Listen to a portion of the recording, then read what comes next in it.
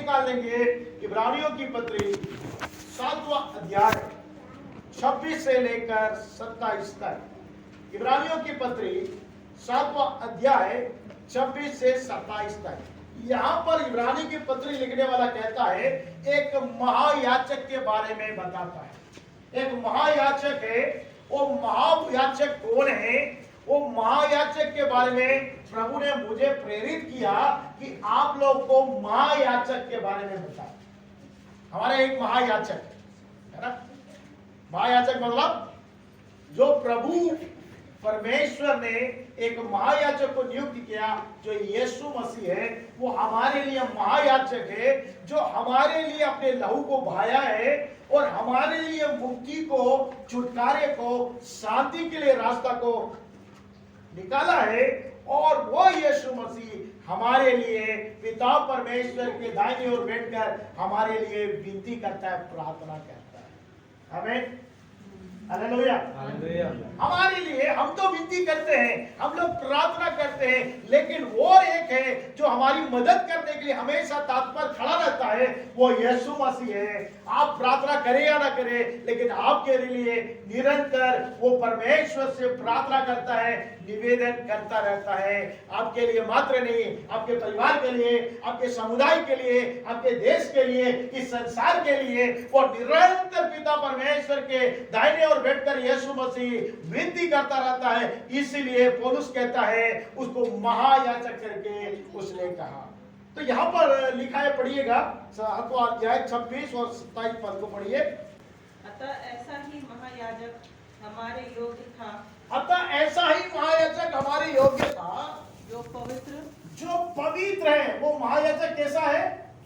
पवित्र है। एक महायाजक की क्वालिटी है, एक योग्यता है, उसको पवित्र होना चाहिए, तभी उसकी प्रार्थना सुनी जाएगी। तो परमेश्वर ने एक महायाजक पर नियुक्त किया, वो यीशु मसीह है, वो पवित्र है। और जब वो पैदा वो पवित्र था, वो जब वो जीवन जिया वो पवित्र था, वो पवित्रता से जीवन जिया। उसने कहा, कोई मुझ पर उंगली उठाकर बता सकता है कि क्या मेरे अंदर में कोई पाप है?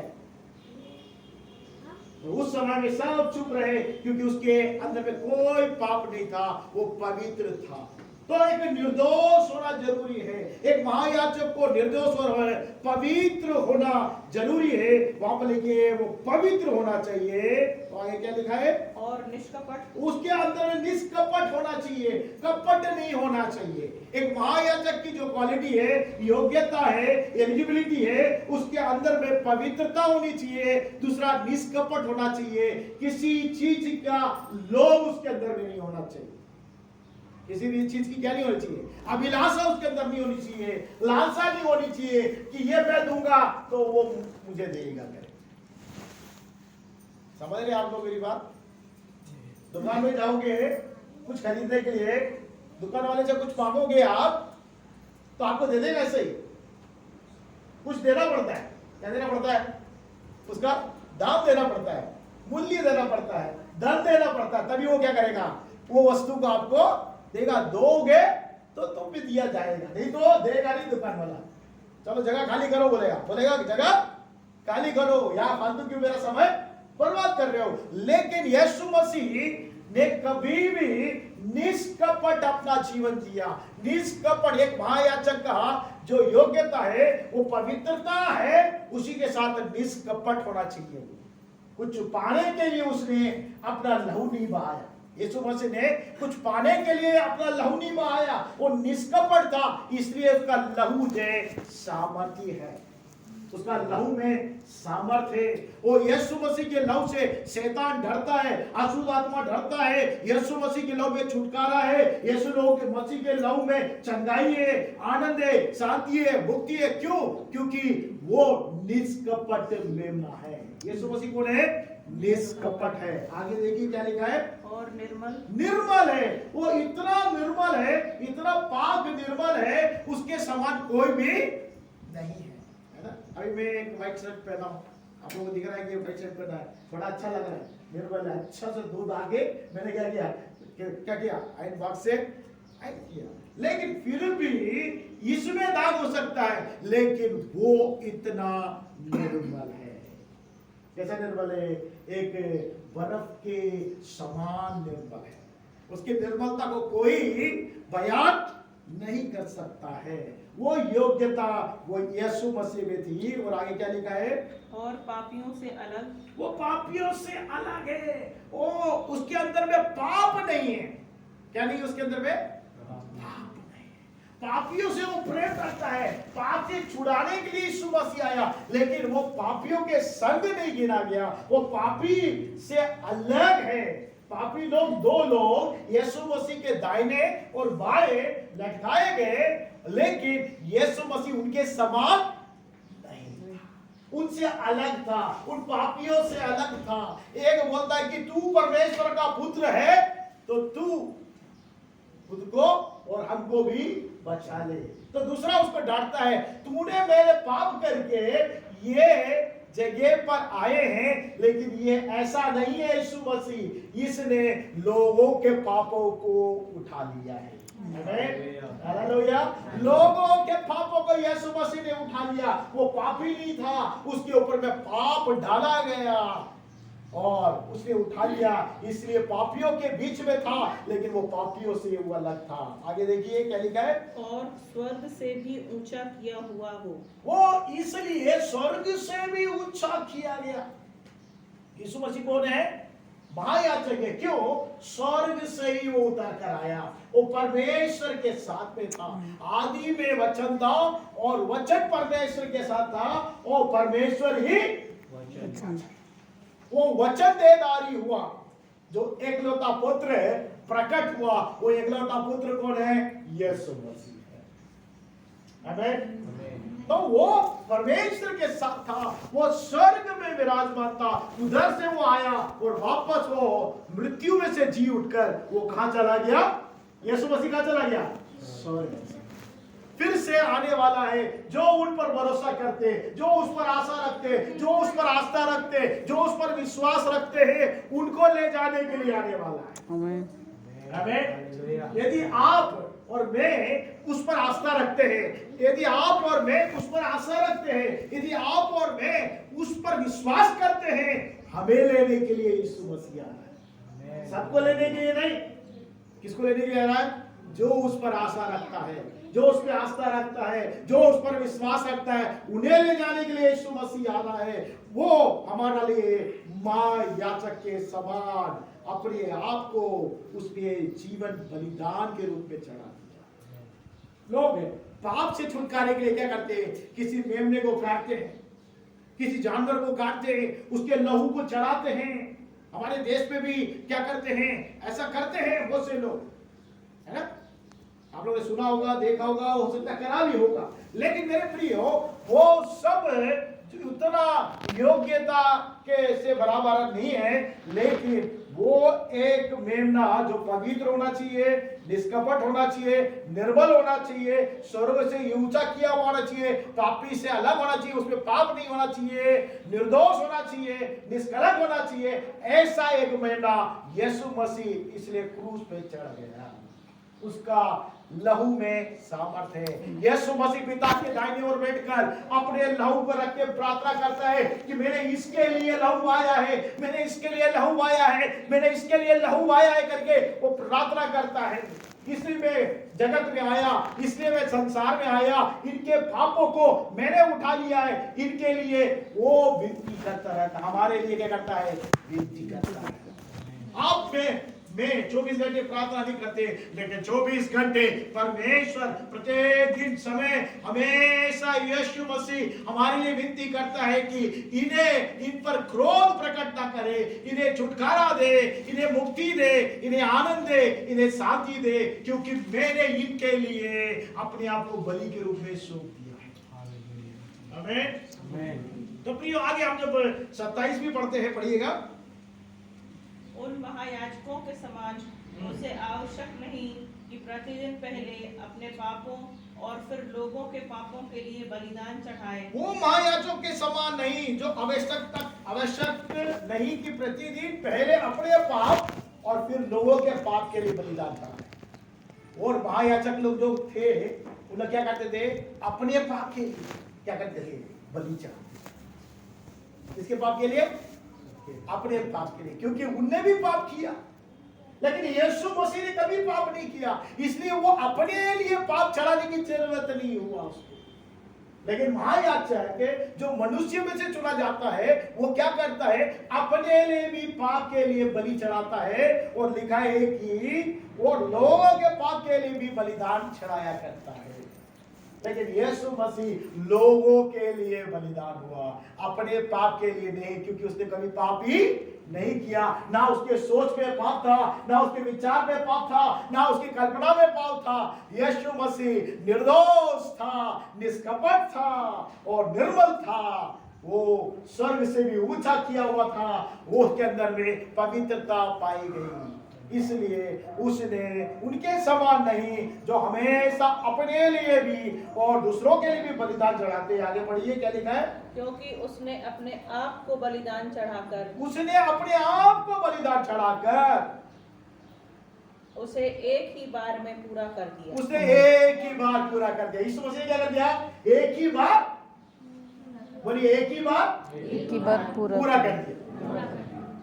अब मुझे बलिदान चढ़ाने की जरूरत नहीं, अब बलिदान करने की, क्योंकि एक ही बार यीशु मसीह ने जो प्रतिदिन बलि चढ़ाया करते थे, अब आपको और मुझको बलि चढ़ाने की जरूरत नहीं है, क्योंकि यीशु मसीह ने एक ही बार उसने क्या कर दिया, अपने आप को बलिदान करके चढ़ा दिया है। उसलिए उसके लहू में सामर्थ्य है, उसके लहू में ताकत है, उसके लहू में शक्ति है, उसके लहू में छुटकारा है, उसके लहू में मुक्ति है, उसके लहू में आनंद है, उसके लहू में चंगाई है, उसके लहू से श्राप टूटते हैं, उसके लहू से शैतान घबराता है। आमीन, हालेलुया। इसलिए मेरे प्रियो, यीशु मसीह का लहू में इतना सामर्थ्य है, वो जब यीशु मसीह के लहू की जय बोलते हैं, शैतान भी क्या करता है, घबराता है, अशुद्ध आत्मा भी क्या करता है, घबराता है। यीशु मसीह के लहू में इतना सामर्थ्य है, क्योंकि वो निष्कपट था, वो निर्दोष था, वो निर्मल था, वो पवित्र था, वो स्वर्ग से ऊंचा किया हुआ था। इसलिए मेरे प्रियो, प्रभु का कलाम कहता है इब्रानी 9वें अध्याय में भी, जब हम देखते हैं 9वां अध्याय जब हम पढ़ते हैं, 14 में पढ़ते हैं, उसमें लिखा है 9 का 14 में लिखा है, देखिए क्या लिखा है, इब्रानी 9 का 14, तो मसीह का लहू जिसने अपने आप को सनातन आत्मा के द्वारा परमेश्वर के सामने निर्दोष चढ़ाया, तुम्हारे विवेक को मरे हुए कामों से क्यों ना शुद्ध करेगा। तुम्हारे विवेक को जो मरे हुए कामों से क्यों ना शुद्ध करेगा, ताकि तुम जीवित परमेश्वर की सेवा करो। ताकि तुम जीवित परमेश्वर की क्या करो, सेवा करो। अब ये जीवित परमेश्वर की सेवा तभी कर सकते हैं जब हमारे पाप धुल जाएंगे, हमारा विवेक शुद्ध हो जाएगा। यहाँ पर लिखा है मसीह ने अपना लहू जो है सनातन आत्मा के द्वारा परमेश्वर के सामने क्या करा है, निर्दोष करके चढ़ाया। किस चढ़ाया है, निर्दोष। पुराने जमाने में क्या करते थे, जब एक भेड़ को या बकरे को लाकर क्या करते थे, उसके सिर पे हाथ रखते थे और बोलते थे कि तुमने जितना भी पाप किया है उसके ऊपर हाथ रखो। क्यों हाथ रखवाते थे, इसका सारा पाप, तुम्हारा सारा पाप कहाँ चला जाएगा, ट्रांसफर हो जाएगा, कहाँ पर, बकरी, है ना। फिर उसको क्या करते थे, बलि चढ़ा देते थे उसके लहू। तो ये प्रतिदिन करते थे, साल में एक बार करते थे। लेकिन मेरे प्रियो, यहाँ पर यीशु मसीह, इसलिए अभी बकरे का, मेमने का, कोई जानवर का लहू चढ़ाने की जरूरत नहीं है, क्योंकि यहाँ पे लिखा है मसीह यीशु ने अपना लहू परमेश्वर के सामने निर्दोष करके चढ़ा दिया है। इसलिए हमें लहू चढ़ाने की जरूरत नहीं, समझ रहा हूं, चढ़ाने की जरूरत नहीं है। क्यों चढ़ाया, इसलिए कि हमारा विवेक क्या हो जाए, हमारा कॉन्शियस क्या हो जाए, जो मर गया था, बोलते ना इसका विवेक मर गया, इसका कॉन्शियस मर गया, है ना, इसकी जमीर मर गई, बोलते कि नहीं। चोरी पे चोरी करेगा, बुराई पे बुराई करेगा, गलती पे गलती करेगा, है ना, झूठ पे झूठ बोलेगा, तो लोग क्या बोलते हैं, इसकी जमीर मर गई है, इसका विवेक मर गया, इसका कॉन्शियस मर गया भाई, इसके अंदर में क्या नहीं है, उसको मार दिया इसने। आपको मालूम है जब आप पहली बार चोरी करने जाते हैं, आप लोगों ने, बहुत अच्छे लोग हैं, आपने कभी चोरी नहीं किया होगा, है ना, लेकिन जब एक व्यक्ति चोरी करने जाता है और चारों तरफ कोई नहीं रहता है, वहां पर कैमरा भी नहीं है, आजकल कैमरा आ गए सब जगह, है ना, कैमरा से देख लेते हैं कि क्या चोरी हो रही, कैमरा भी नहीं है और आप अकेले कमरे में हैं और वहां पर कुछ ऐसी वस्तु रखी हुई है जो आपको बहुत पसंद है और आपका नहीं है, आप चुराने जाते हो। जब आप चुराने के लिए जाते हो तो क्या होता है, कोई नहीं देख रहा, आपको बाद में कोई नहीं देख रहा, घर वाला कोई नहीं देख रहा, कैमरा भी नहीं है, चारों तरफ देखा कोई कैमरा नहीं, कोई मुझे नहीं देख रहा, आप चुराने जाते हैं तो क्या होता है, आप हाथ ले जाकर जब चुराने के लिए वो वस्तु के ऊपर हाथ रखते तो आपका हाथ क्या करता है, हेलो क्या करता है, कांपता है, कोई नहीं देख रहा आपको, है ना, आपको पसंद है उसको ले जाना, लेकिन आप हाथ क्या करने लगा, कांप रहा है। तो आपके अंदर का विवेक बोल रहा है कि ये तेरा वस्तु नहीं है, तू इसको क्या कर रहा है, कोई नहीं देख रहा। लेकिन बार बार आप चुराने के समय क्या हो जाता है, आपका हाथ क्या करने लगता है, कांपना बंद कर देता है। पहली बार चुराता तो आदमी के अंदर में क्या होता है, एक डर आता है, अंदर एक भय रहता है, कोई देख ले ना ले, उसका विवेक जो है, उसका जमीर जो है, उसका कॉन्शियस जो है वो बताता है कि ये तेरा वस्तु नहीं है, इसको तू चुराने जा रहा है, तो तेरा हाथ कांपने लगता है। और जब जब आप उसका आदी कर लेते हैं, आप चुराने लगते हैं, चुराने जाते हैं, तो आपका हाथ क्या करने लगता है, 10-15 चोरी करने के बाद क्या नहीं लगेगा, हाथ कब आएगा, इसका मतलब है आपका विवेक मर गया, आपकी जमीर, आपकी कॉन्शियस मर गया। इसलिए लिखा है कि आपका जो विवेक है क्यों ना शुद्ध करेगा, जो मरा हुआ विवेक है यीशु मसीह फिर से उसमें आपके लहू को डालकर उसमें जान दे देगा, उस विवेक को मुर्दों में से जिला देगा। आमीन, हालेलुया।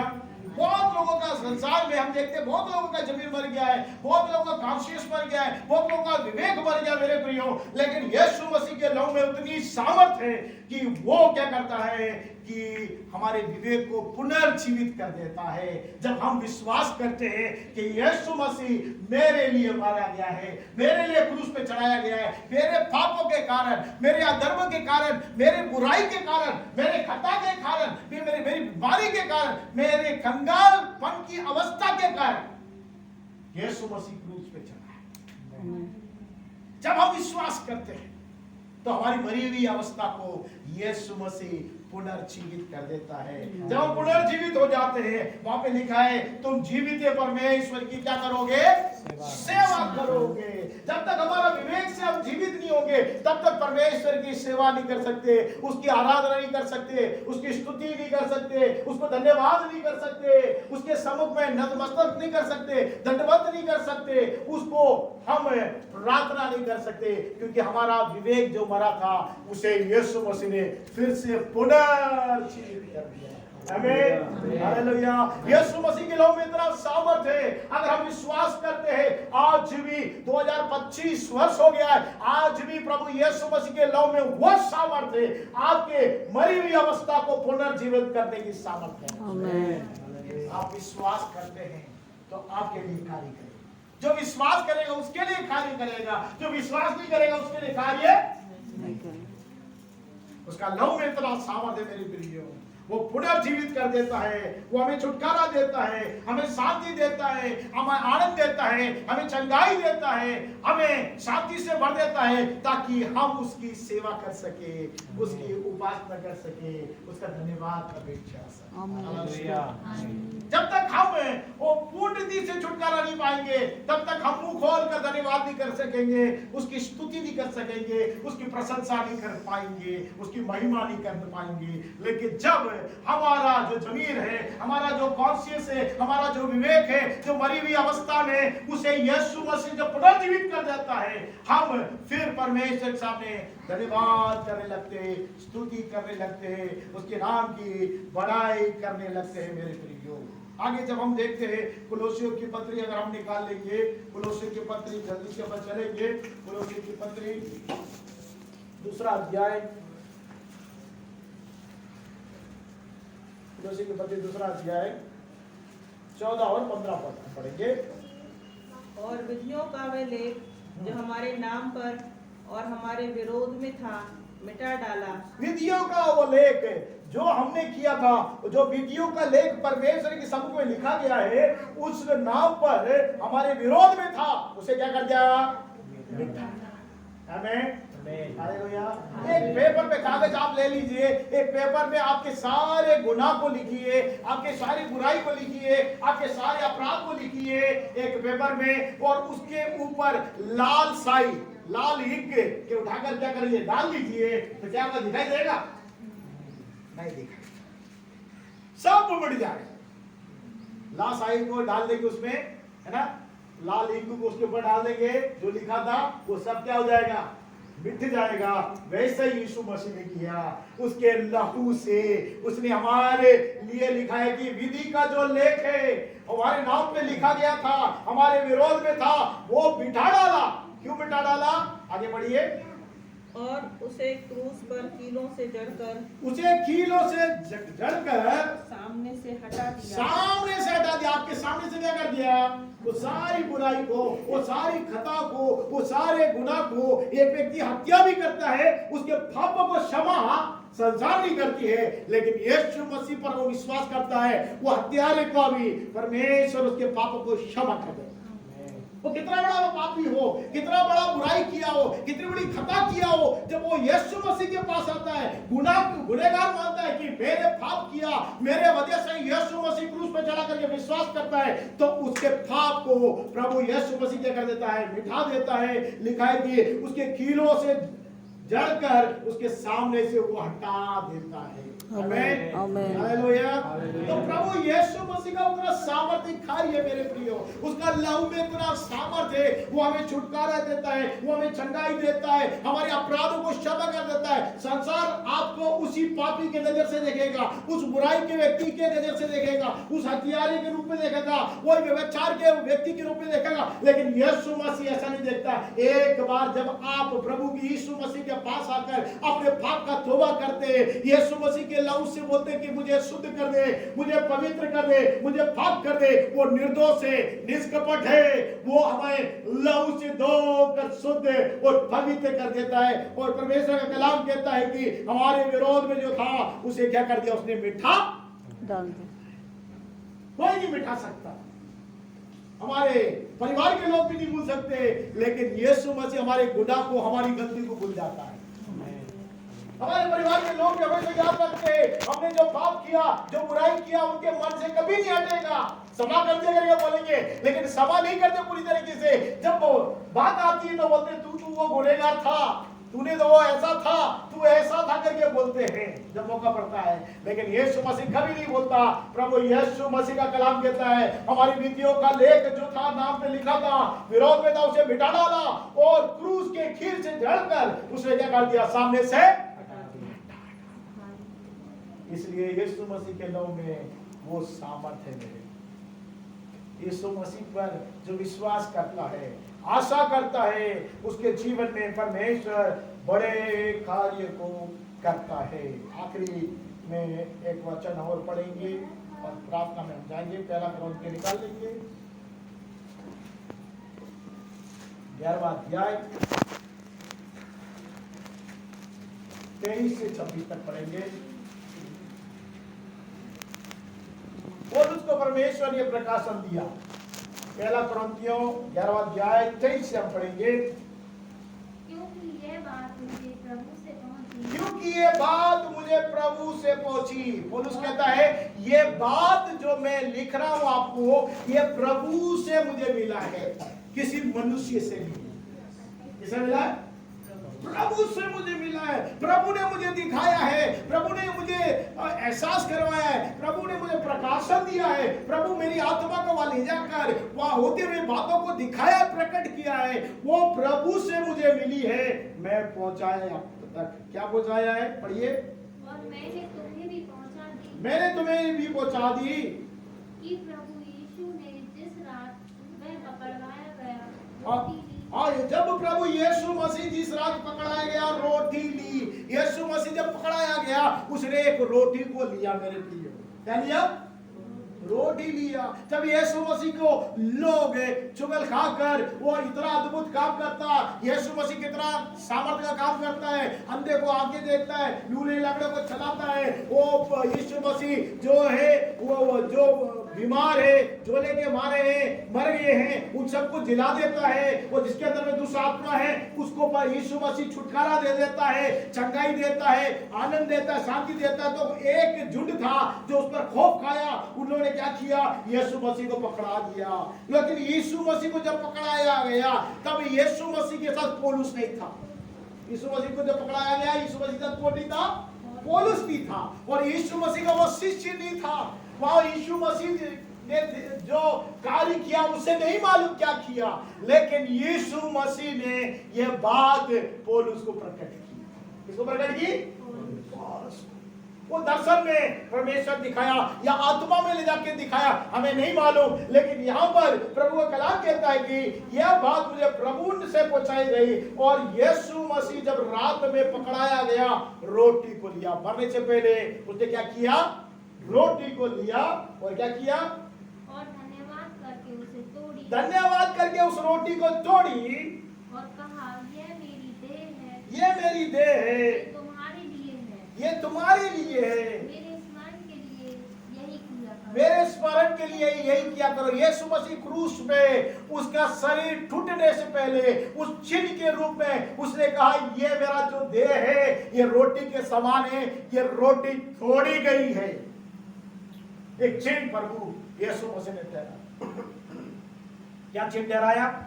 एक रोटी लिया, रोटी को जैसे हम तोड़ते हैं, उसने बोला मेरा शरीर भी ऐसे तोड़ा जाएगा, लोग तोड़ेंगे। यीशु मसीह को 39 कोड़े मारे गए मेरे प्रियो, एक नहीं दो नहीं, 39 कोड़े मारे गए यीशु मसीह को। और कोड़े क्यों मारे गए? क्योंकि लोग उस पर धा करते थे, उस पर आरोप करते थे, उसे कैसे भी मरवाने का योजना बना के उसको क्रूस पे चढ़ाना चाहते थे। और यीशु मसीह को जब कोड़े पड़े, वो साधारण कोड़ा नहीं था, उसमें लोहा लगा हुआ था। जब उसका कोड़ा उसके शरीर में पड़ता था, उसका नस मांस फाड़ कर आ जाता था, उसका लहू चिकड़ जाता था ऊपर से।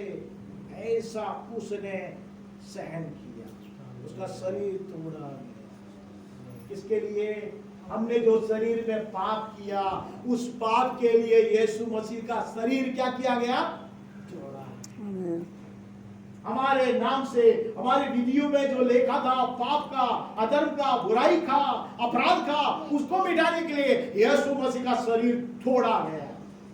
उसने तोड़ने के लिए दिया। हमने देखा था कि यीशु मसीह महायाजक है, यीशु मसीह निर्दोष है, निष्कपट है, निष्कलंक है। वो अपने आप का शरीर तोड़ने के लिए दिया। वो कहता है उसका शरीर तोड़ा गया, इसे स्मरण किया करो। आगे क्या लिखा है?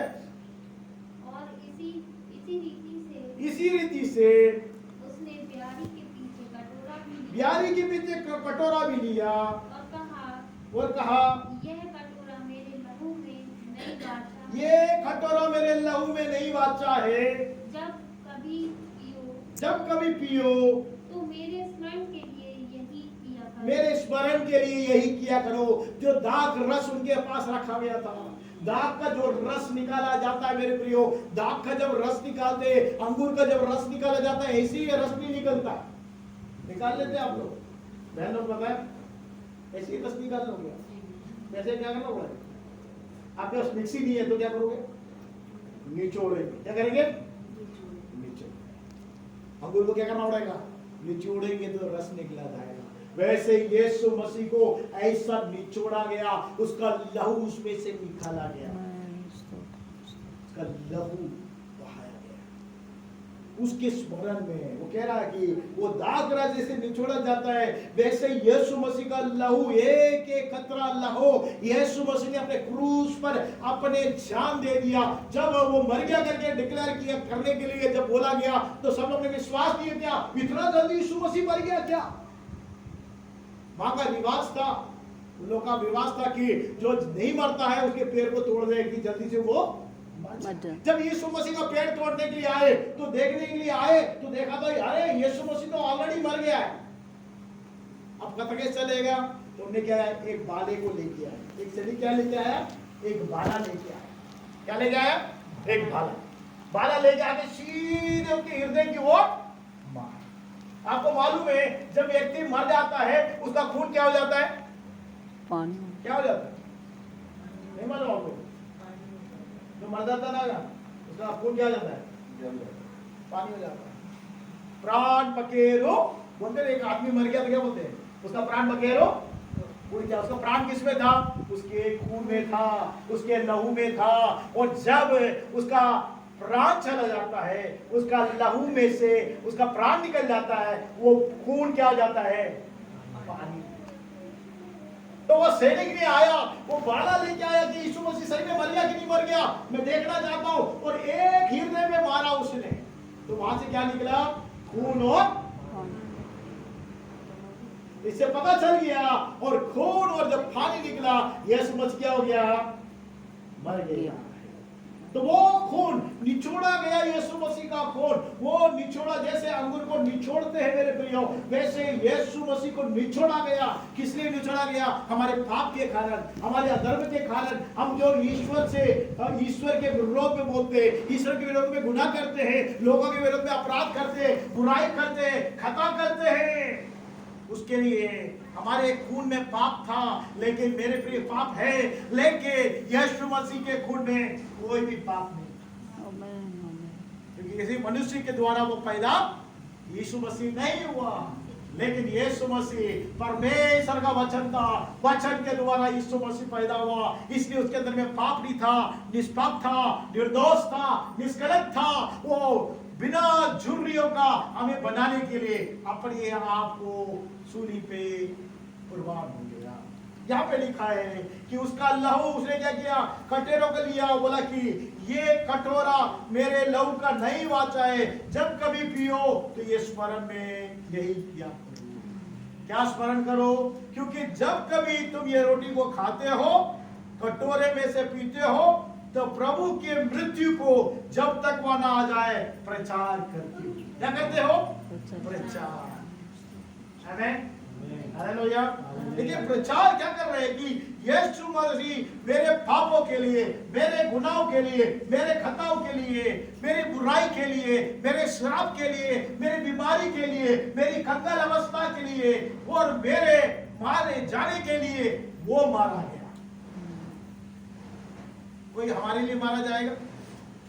एक बातल फूल मांगते तो भागे आते लोग, अरे मैं नहीं दूंगा, मैं नहीं दूंगा। पता नहीं क्या क्या बीमारी आई है भैया खून देने से, मैं नहीं दूंगा। लेकिन प्रभु यीशु मसीह सिर से लेकर पांव तक अपने सारे लहू को उसने निछावर कर दिया। जैसे अंगूर को निचोड़ते वैसे यीशु मसीह को निचोड़ा गया, वैसा पीड़ित हुआ, ऐसा तड़पा यीशु मसीह। लेकिन उन लोगों को रहम नहीं खाए उनके ऊपर, लेकिन उन्होंने क्रूस पे सौंप दिया।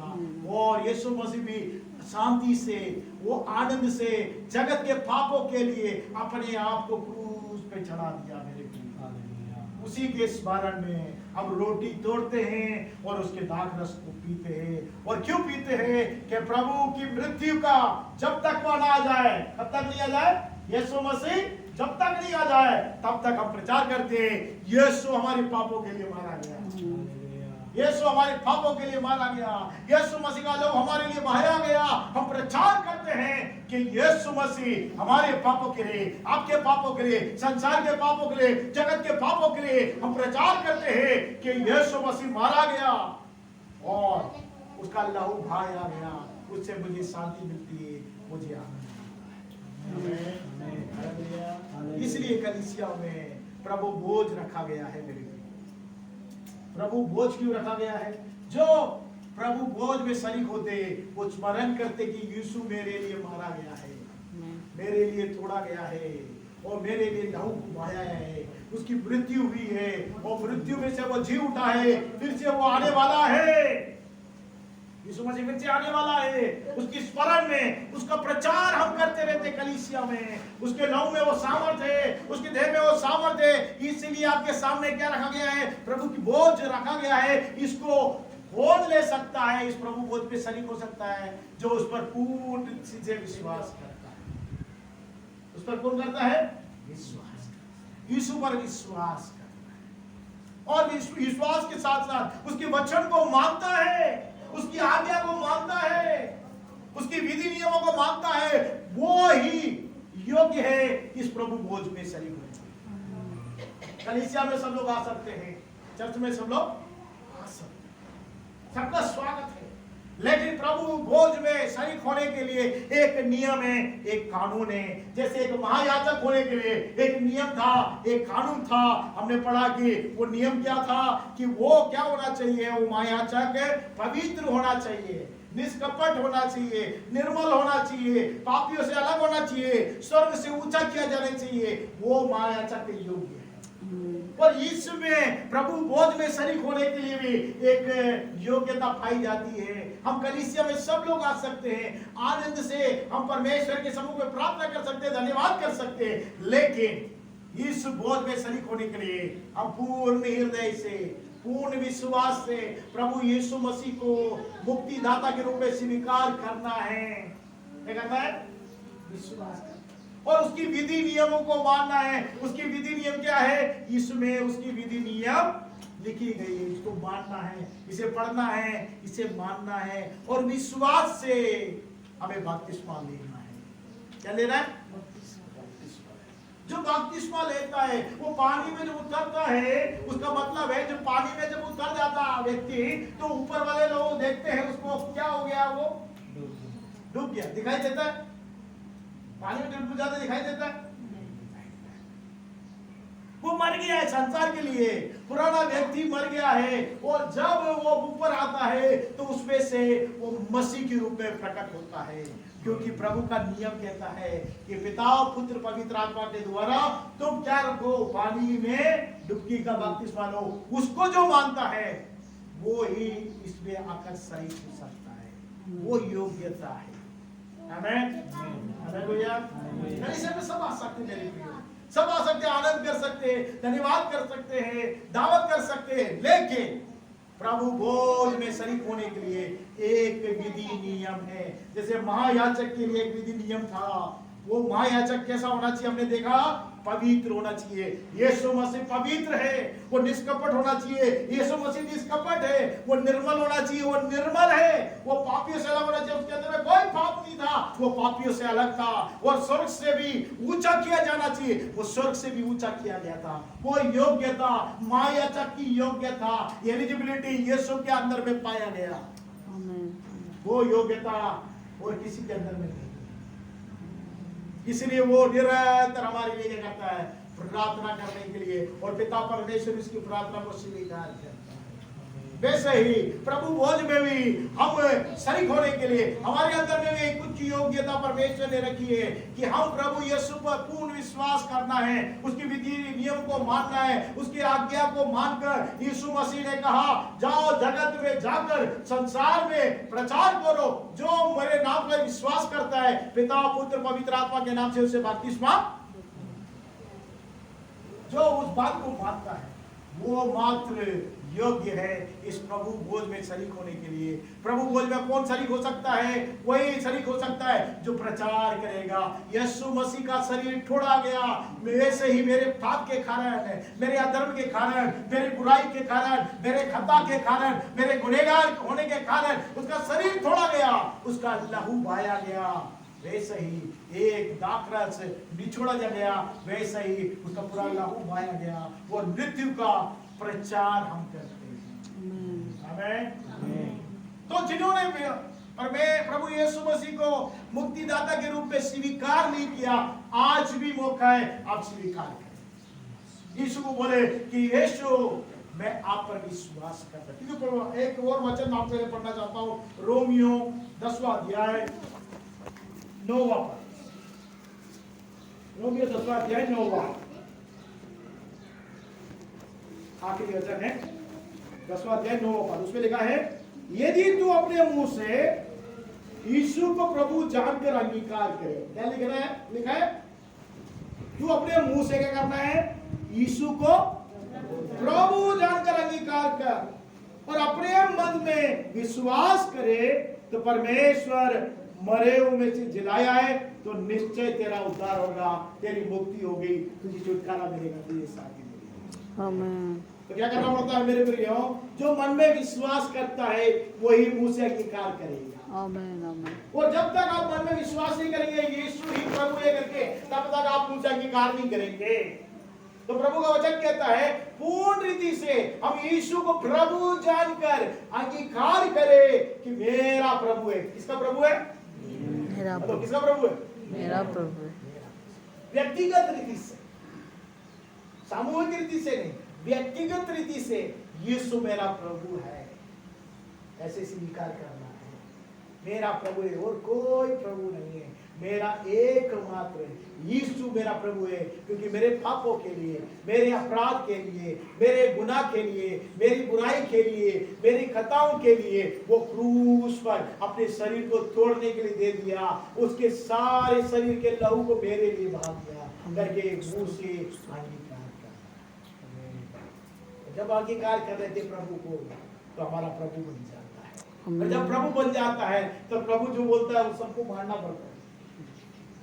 हेलो, क्या करना पड़ता है? पति की बात पत्नी मानती है कि नहीं?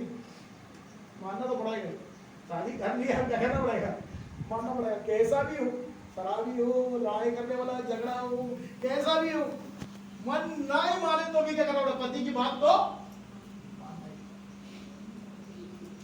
लेकिन मेरे प्रिय, हमारा प्रभु परमेश्वर प्रेमी है, अनुग्रहकारी है, दयालु है, कृपालु है। वो हमें छुटकारा देने के लिए अपने आप को दे दिया और हमने उसको जब स्वीकार कर लेते हैं, स्वीकार कर लेते कि प्रभु तू मेरा प्रभु है, तो प्रभु उस योग्यता के लिए हम अपने जीवन को समर्पित करते हैं। तो हम प्रभु के वचन को आज्ञा मानकर पिता पुत्र पवित्र आत्मा से जो बपतिस्मा ले लेते हैं वो योग्य हो जाते हैं प्रभु के गोद में शरीक। आइए हम अपने आप को बंद करें, प्रभु की समझ में अपने आप को दीन और नम्र करें और प्रभु से कहे कि प्रभु मेरे पापों के, अपने छाती में हाथ रख के आप बोलिए मेरे पापों के लिए, मेरे पापों के लिए, मेरे अपराध के लिए, मेरे अपराध के लिए, मेरे गुनाह के लिए, मेरे बुराई के लिए मेरे बुराई के लिए आपने क्रूस पर अपने आप को सौंप दिया। आपके लहू से मुझे शांति मिली, मुझे आनंद मिला, मुझे छुटकारा मिला, मुझे मुक्ति मिली। यीशु आपको मैं अपना प्रभु स्वीकार करता हूं यीशु के नाम से, आमीन। प्रेमकारी परमेश्वर प्रभु यीशु मसीह के नाम से पिता, आज के दिन में आए हुए तेरे प्रिय बच्चे, जवान, नौजवान, बड़े बुजुर्ग, जितने प्रिय लोग यहाँ मौजूद हैं प्रभु, तेरे दास उनका परिवार, अब जितने भी यहाँ मौजूद है तेरी उपस्थिति में हम स्वीकार करते हैं मेरे प्रभु परमेश्वर, हमारे गुनाह के लिए, हमारे पापों के लिए, हमारी बुराई के लिए, हमारी खताओं के लिए प्रभु यीशु मसीह ने अपने लहू को बहाया है, अपने शरीर को तोड़ने के लिए दिया है। वो निर्दोष था, निष्कपट था, निर्मल था, वो पवित्र था, अपने आप को सौंप दिया। आज हम अपने जीवन को सौंपते हैं, तेरे सम्मुख में सौंपते हैं, क्योंकि तेरे लहू में छुटकारा है, तेरे लहू में सामर्थ है, तेरे लहू में शक्ति है। तेरा लहू बड़ा कीमती है, तेरे उस लहू में जो ताकत है, जिससे हम पाते हैं छुटकारा। तेरे उस लहू में जो ताकत है, जिससे हम पाते हैं छुटकारा। तेरा लहू बड़ा कीमती है प्रभु, तेरा लहू बड़ा कीमती है, तेरा लहू बड़ा कीमती है प्रभु, तेरा लहू बड़ा कीमती है। इस प्रार्थना को यीशु मसीह के नाम से मांगते, सुन और ग्रहण कर पिता।